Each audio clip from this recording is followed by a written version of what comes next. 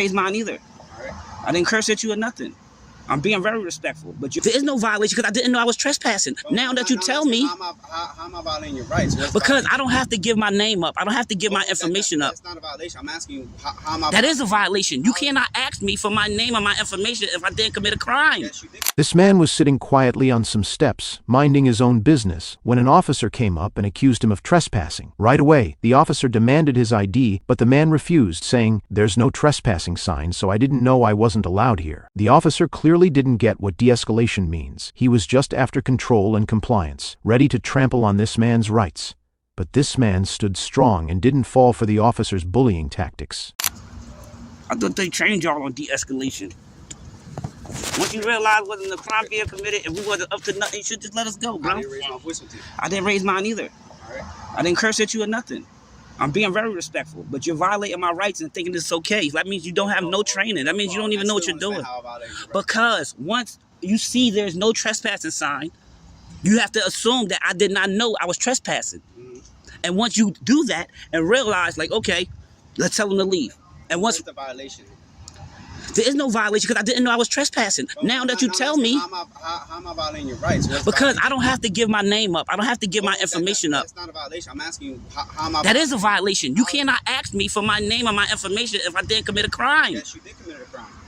How? I didn't know it was a crime, bro. Okay, and did I sit here and say that I'm... Why are you blocking the exit from us leaving an abandoned building, huh? Right, well, listen, when the other unit gets here, we can finish having a conversation because it seems like you're making this a lot difficult than what it is. How? Because I'm not... He's complying with me? So, yeah, so what? You violate his rights and he let you. That's all that means.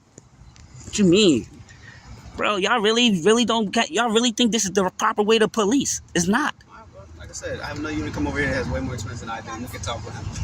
Yeah, obviously somebody gotta have way more experience because you obviously don't know what the proper thing to do is because we sitting in the car. So what? I didn't bother you about that.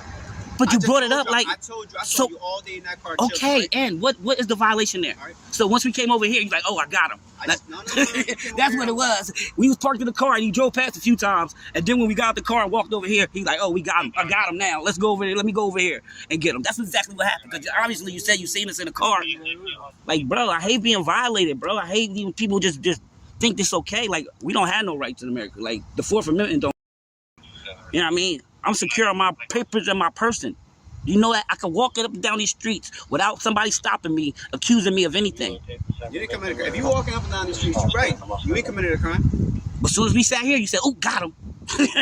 Look. Advise you of that. Yeah, but why would you make it worse? Listen, I'm telling you right now, from the get, I told you.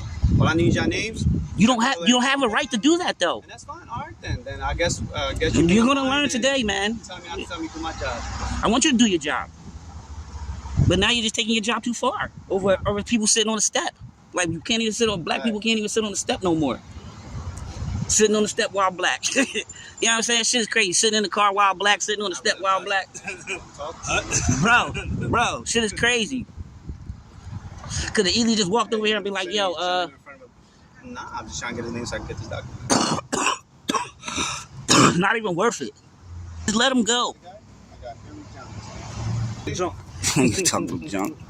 I want to be professional because I want to be professional. Nah, I'm his own car. Yes, sir.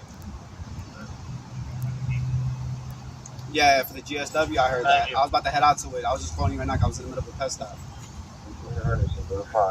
All right, no problem. All right, I gotta head out to somebody just got shot. See, thank you, brother. No, you good. Like I said, I gotta get this documented. This officer had no legal reason to demand this man's ID or any personal information. The man had not committed any crime, and there was no evidence of wrongdoing. By law, an officer must have clear and articulable reasonable suspicion before asking for identification. Since there were no trespassing signs anywhere on the property, the man had no way of knowing he was not allowed to be there. If the officers truly thought he shouldn't be there, they simply needed to ask him to leave. Nothing more. Instead, this officer chose to violate his rights and intimidate him without justification. Thankfully, this man knew his rights, stood his ground, and refused to comply because he had done nothing wrong. In the end, the officer saw he was wrong, backed off, and walked away, showing that knowing your rights is the strongest defense against abuse of power.